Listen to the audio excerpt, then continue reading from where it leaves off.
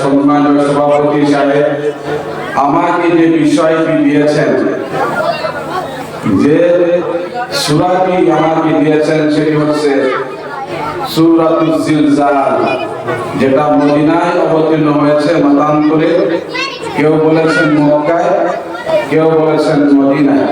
এই সূরাটি যদিও ছোট কিন্তু ইয়ার সারমর্ম, ইয়ার ব্যাখ্যা অনেক বহল।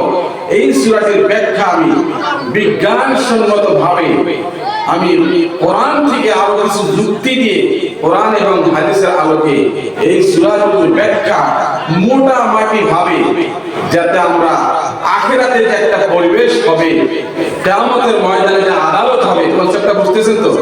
আমি পরে আসতেছি। এই বিষয়ে একটু ধারণা যাতে আমাদের অন্তঃকরণে ঢোকে।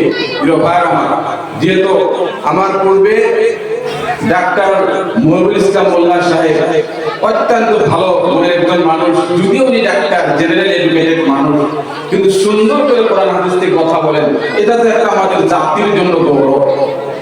উনি কথাগুলি সেই বিষয়ে কিছু আলোকপাত করেছেন, আমিও সেই দিকেই যাচ্ছি। মুআজ্জাজ হাজিরিন, যেহেতু এই দুনিয়া থাকার জায়গা নয়, মানুষকে আল্লাহ রাব্বুল আলামিন দুটি জীবন দান করেছেন। কয়টি? কথা বলতে হবে আমার সাথে। কয়টি? জোরে বলেন কয়টি? মনে রাখবেন, নাম্বার 1 ইহকালীন জগৎ, আর নাম্বার 2 হচ্ছে পরকালীন জগৎ। The life of world and the life of hereafter, মানে এই জগৎ আর সেই জগৎ যেটাকে আমরা বলি পরকালীন জগৎ। ইহকালীন জগৎ শুরু হয় মানুষের জন্ম দিয়ে, শেষ হয় মৃত্যু দিয়ে। আবার পরকালীন জগৎ শুরু হয় মানুষের মৃত্যু দিয়ে, আর সেই পরকালীন জগতের কোনো শেষ নাই।